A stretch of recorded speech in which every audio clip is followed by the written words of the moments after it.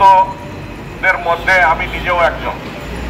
কারণ আমি নিজে মানবাধিকার কর্মী যখন ঘোষণা দিতেছি, আমার উপরেই যখন মানবাধিকার লঙ্ঘিত হইতেছে, তখন আর মানবাধিকার কোথায় রক্ষা পাবে? প্রতিটি স্তরে স্তরে মানবাধিকার আজ লঙ্ঘিত হইতেছে। আমরা জেনেছি যে এই আমাদের সামনে থেকেই আসিয়া নামে একটি শিশু মৃত্যুর কোলে ঢলে পড়েছে।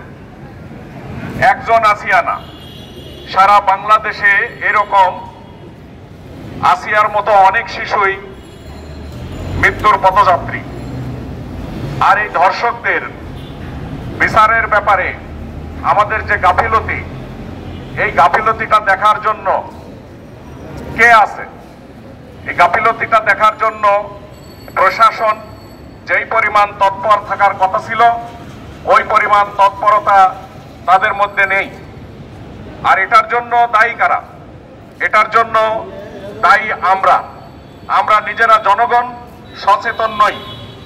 আমরা নিজেরা যদি সচেতন হইতাম, আমরা নিজেরাই যদি মানবাধিকার লঙ্ঘনের বিপক্ষে থাকতাম, তাহলে আজকে প্রশাসনের পক্ষে এই জিনিসগুলো তদারকি করা খুব সম্ভব হতো। কারণ হচ্ছে প্রশাসনের অপ্রতুল সংখ্যার কারণে তারাও কিছুটা সমস্যার মধ্যে আছেন।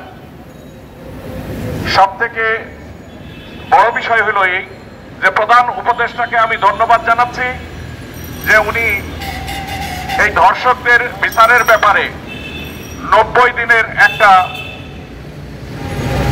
টাইম বেঁধে দিয়েছেন।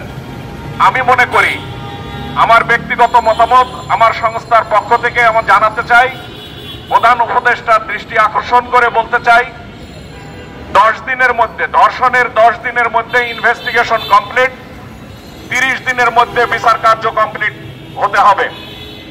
এবং আমরা জানি শরীয়ত মোতাবেক চুরি করলে হাত কাটা যায়। যদি চুরি হাত দিয়ে করা হয় আর সেই অঙ্গহানি হয়ে যায়, যদি এখানে এইরকম ভাবে যেই অঙ্গের দ্বারা ধর্ষকরা ধর্ষণ করতেছে, বলে যে তাদেরকে ওই অঙ্গহানি করে দেওয়া হোক। ফাঁসির জন্য বলা হইতেছে, ফাঁসির কাস্টে ঝোলাইয়ে দিল, সাথে সাথে তার মৃত্যু হলো। আমরা মনে করি না, একজন ধর্ষণ হওয়ার পরে সে যেরকম তিলে তিলে ধুকে ধুকে মারা যায়, ধর্ষক ওইভাবে তিলে তিলে ধুকে ধুকে মারা যাক। আর যদি সে বেঁচেও থাকে, তাহলে তার পরবর্তী জীবনগুলো যেন ধিক্কারের জীবন নিয়ে সে বেঁচে থাকে। এটা হলো আমাদের দাবি।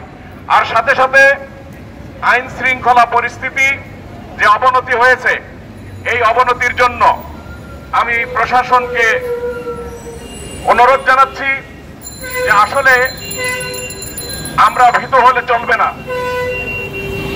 আমরা